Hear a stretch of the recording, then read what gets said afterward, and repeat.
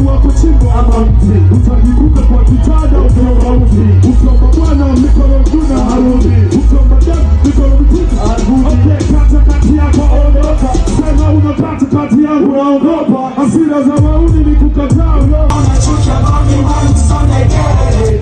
Kama unachukia mami wangu sonde kele. Sorry atona, you just stop. Sorry atona, you just stop. Upande hivi kwa kabili tuzabu kwa Kiswahili.